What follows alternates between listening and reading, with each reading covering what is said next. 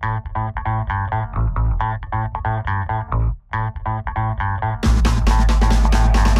this is John Cola with OKRaw.com. Today we have another exciting episode for you, and this is one that's just really cool. I never thought this would happen. I get to interviewing one of the world's foremost free runners right here, Tim Sheath. You know, I never even knew what free running was, actually. I'm kind of embarrassed till like yesterday, and my friend Kevin said, John, that's like a kick-ass free runner.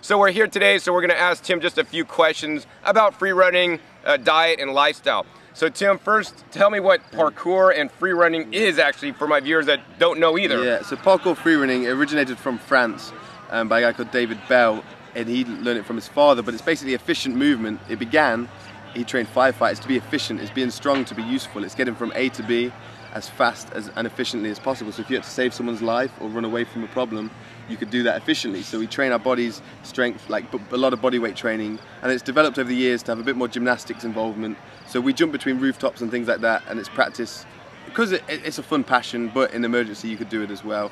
And then we start to add some somersaults and tricks to make it a bit more creative and flavorful, so that people on YouTube and people will watch it and enjoy it a bit more. Yeah, I mean, some of the tricks on his channel is incredible. I'll put actually probably a little bit of his video clips in here, and so you guys could see what he does, and I encourage you to check out his channel, and I mean, it's just insane. So Tim, how long have you been involved with this free running? I've been free running for about 8 years now, about eight and a half years since January 2005. I've won 2 world championships in that time. I'm off to Santorini next month to judge the competition as well, and yeah, I just get to go from strength to strength. I made a career out of doing what I love. It's a dream come true for me. So Tim, this is kind of a trick question, but not really. What's the one thing that you've done in your life that has improved your free running capabilities without actually even training or, you know, getting out there and practicing? This is a trick question, John. You're right. Being vegan is the best decision I made in my life. Beyond career, beyond my own happiness or anything, it goes so far beyond that. Being vegan is not about me, it's about the planet and the world. And it's winfinity, as people say here. It helps you as well. I've become a better athlete since I became vegan. It's incredible. It's spot on. So what have you noticed by becoming vegan and eating a fruit and vegetable based diet? I mean, what differences have you noticed? Like you were able to jump longer, you know, recover faster. I mean, tell them. More energy. I had tendonitis in my ankle and my Achilles tendonitis, and my knees were getting pretty, not bad, but I'd feel them at the end of a long day training. And you know, it's the inflammation from eating the dead animals, eating the meat. They got inflamed. I would change to a vegan diet, plant-based diet. They went away. The more I go towards 8 to 10, well, I lost like 15-20 pounds as well of fat that I didn't need from the meat and other food that I was eating at the time. And the more I head towards 8 to 10, 10, the more fat I trim away, the more agile I become, the more my strength to body weight ratio is. Yeah. You know, I don't feel like I'm losing any muscle, but if I am, I'm still getting stronger through it because I'm losing more fat than muscle, so I'm remaining a better athlete than I've ever been. Yeah, I mean, awesome. Dr. Doug Graham said specifically to me, and he told me this many years ago, it's all about strength to weight, you know, strength to weight ratio. I mean, I mean, especially when you're jumping long distances, man. Yeah. The less you need to, you know, the longer you need to jump, the less you weigh. You don't need to be as strong to, you know, jump further. And if you're as strong but less weight, you could jump further. Exactly, it's spot on. And it's all about being agile, and it's such a thing. It came from childhood, you know. Every kid plays around, and every kid wanted, if they thought about it, would want a strong strength to body weight ratio. They wouldn't want to be able to bench 200 pounds or anything. They don't care about that. They just want to have fun and be able to have fun with their bodies and be playful and creative, and that's what we do as an adult. I do an advanced version of a kid in the playground. Wow, man, that's super great. One of these days I hope to at least be able to do a flip or somersault like you do, man. Nonetheless, like over like, I don't know, big 20-foot car ways and parking garages, man. I mean, it must be super dangerous. I've never broke a bone. People always say that to me. I think we practice, you start low, you start slow, you progress at a comfortable pace. I like to think I apply a lot of intelligence to what I do. I always enjoyed maths and physics and things like that, so I'm pretty on point when it comes to planning things and knowing my abilities, and it really trains your abilities. You know within millimeters whether you can make a jump or not, and that's what it comes down to. It's knowing. A lot of people, you show them a gap and they'll say, I could probably do it, but I don't want to, you know. And it goes from that probably to that knowing, because you train your body and you know that you can do it. So I bet one of the really important things for you is knowing how to fall properly, right? So you don't break anything. I just fell off a ladder actually 3 weeks ago. And I broke my arm. Yeah. So that's no fun. No, but you're recovering fast, right? Yeah, recovering pretty fast. It's been about 3.5 weeks, and I got a little bit mobility in there, and I'm using it a little bit, but not too much, you know. Yeah, I think the important thing is how we progress as freerunners is knowing how to fall. That really is it, because when you know, if I don't make the jump, what can I do at that point? How can I save myself? Then you can change the movement to the safety movement, and then you're safe. It's the same when you teach someone a handstand. I do a lot of handstands. I teach people as well. They have to be able to overshoot the handstand and lose the fear of falling over from the handstand before they can master the handstand. If people don't commit all the way, they're never going to, experience the whole problem. So you have to practice falling in a safe environment, and then if you fall in a dangerous environment, you can still save yourself. Wow. Yeah. But nonetheless, definitely an excellent, showing of his abilities that he's learned over the years to just get stronger. And I'm glad he's turned to a plant-based diet to take it to the next level. Yeah. Really excited. This has become the passion for me now. I started, freerunning was my passion, and then it becomes your career, and it changes slightly, and I was looking for that new passion, that new hobby that sparked me, and veganism was that hobby. And since it benefits my physical body and benefits my career, as well as being a passion I enjoy, and I get to come to places like the Woodstock Fruit Festival, meet people like John and other people, and get along with these people. This community is amazing, and I'm really, really happy to be a part of it now. So Tim, besides just your athletic performance that has increased on a plant-based vegan diet, what are some other reasons why you actually chose to go plant-based? Yeah, it was no animals need to die for you to eat. Your happiness, if you're truly a happy person, your happiness shouldn't depend on the death of another being. That's as simple as it comes. If you're really happy and you love yourself, no one else needs to die. No other being on this planet needs to die for that happiness to continue. You can find it within yourself anyway. So that was it for me. I thought, really, if I love myself and I'm happy, then I don't need no animals to die. I couldn't kill an animal physically, personally myself. I'd never want to. And the fact that I'm healthy without it, it makes no sense that people keep doing it. Wow.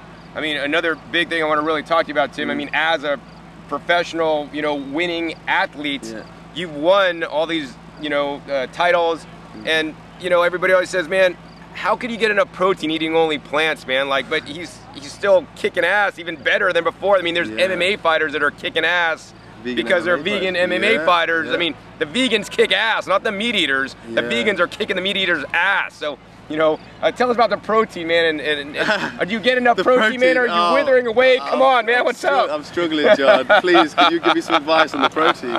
I just eat the greens. Eat the greens. Get at least one solid green meal in a day and try it. Maybe go for a month on it and see if you feel any weaker. I not once have felt weaker on this diet. I've not once, and I've not really, truthfully, I've not aimed to eat any protein. I don't have protein, vegan protein shakes. I don't take supplements. That's great. I just eat vegan diet, and I remain strong. I've not one. Everyone in the Western world, they'd get much other deficiencies before they discover a protein deficiency. There's much bigger problems. And overeating protein is a much bigger problem than undereating anyway before the problems kick in. So today we've talked a lot about vegan diets, but I want to really make a differentiation here because, in my opinion, not all vegan diets are healthy. So Tim, tell us about the kind of vegan diet you recommend, and actually you eat yourself, that's, that's getting you the results you want. Yeah, so I just try and fill up on fruit and veg. I'm not strictly raw vegan. This place has really inspired me, and I know when I do eat raw vegan, I feel a lot better from it, and when the closer I eat to 80%, then the better I feel. So when I'm strong enough and I'm self-disciplined, I do that. But in other times of weakness, I try to just get the fruits and veg in before I then binge on the potato fries and the sweet potato and the nuts. I like a lot of nuts, and I'm really coming here has really opened my eyes. I'm going to cut them out. But that's it. If you're making the transition, find nuts that you enjoy. Eat lots of sweet potato. Eat eat the greens and the fruits before you then go on to eat the bad foods that aren't as good for you, but they're still vegan and you enjoy them. You can finish your meal with them. So you finish with something that you enjoy the most, but you fill up on the other stuff so you're not going to binge out on it.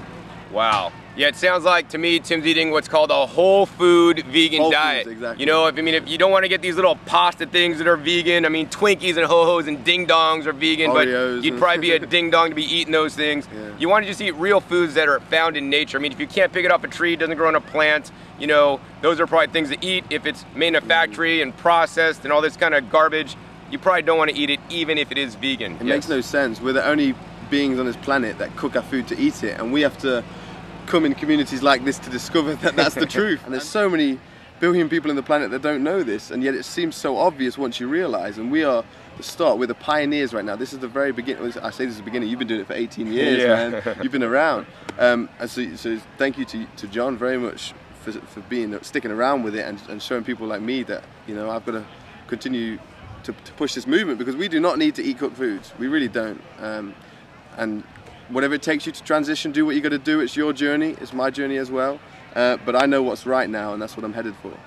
All right, Tim, so what's one good way the viewers out there that's watching this video can start improving their diet today? What suggestions would you give them that they could actually start doing today to make a change for tomorrow? Yeah, for me, the start, I needed rice and potatoes. I needed to do that. To come from where I was coming from, the more standard American diet with the meat, I needed some staple that I'd enjoy, because to go to raw, I tried to go straight to raw foods. I had a friend that did it. That was a big movement, and I understand that. So yeah, the sweet potato was a major transitioner. Hummus, guacamole, things like that. Have hummus with the celery, carrots. Even use pita if you have to. Stick to the bread, but just so long as you begin the cycle. And another thing, don't get upset if you get off track. People get off track once and they go, right, that's it, I'm going back to the old diet. No, you know what's right, and you knew in the first place when you tried it. So go off track, that's cool. Let it happen for a few days, and then eventually just stick with it. Stick with the knowledge that you know what you're doing was right, and you'll get back there. You'll get back on track, and you'll be stronger than before. And I've done that many times, and every time I come back, I'm stronger and more knowledgeable than the last time. Awesome. Definitely excellent advice. What I would like to add in there as well is, you know, whatever you're doing now, you want to just make small and incremental, you know, improvements today. So, you know, eat an extra apple, eat an extra salad, have some, you know, rice and potatoes if, you know, you're coming off traditional standard American diets to bridge the gap and, you know, lead you into the right place. And slowly but surely, you'll be able to run and jump and be like this guy and some of the acrobatics he does. Now, I want to remind you guys, don't do any of that stuff without proper training and instruction. And Tim, if somebody wants to learn more about you and your work and all the stuff you're doing, how can somebody get a hold of you and check out your YouTube videos? My YouTube channel is youtube.com/livewire, one word. My Twitter is @TimothySheath, Sheath spelled S-H-I-E-F-F. Instagram's the same. Facebook is Timothy Livewire Sheath Official. Yeah, hit me up. Twitter's the best way to contact me. I always check my mentions so I can reply to you there. I've done a couple of vegan videos where I've talked about the health benefits of being vegan, why I chose to stop eating meat, and I put a lot of points in that. I even did a vegan breakfast cooking show, and if you know Jamie Oliver, he's a chef. I'm going to do some vegan cooking with Jamie Oliver. So yeah, look out for it coming up. Stay in contact. Hit me up if you want any advice, if you're also coming on off the standard American diet. But yeah, keep following John. He's doing a great stuff. All right, Tim, thanks a lot for the interview. Thank you, John. And I want to just basically sum this up and let you guys know, you know, I got into raw foods not for my athletic performance. I was never really an athlete or nothing, but I had a life-threatening illness that I had to figure out to do something different, or I might be 6 feet under right now. So I changed my diet, changed my health. You know, that's what I've done, but Tim has changed his diet and improved his sports performance. I mean, eating our natural diet, which we're meant to eat, you know, plant-based foods will just work because this is what we're meant to eat. And when we eat other things, it impedes our progress. So I'll leave you with that thought. So hope you guys enjoyed this episode. Once again, my name is John Kohler with OKRod.com. We'll see you next time, and until then, keep eating your fresh fruits and vegetables. They're always the best.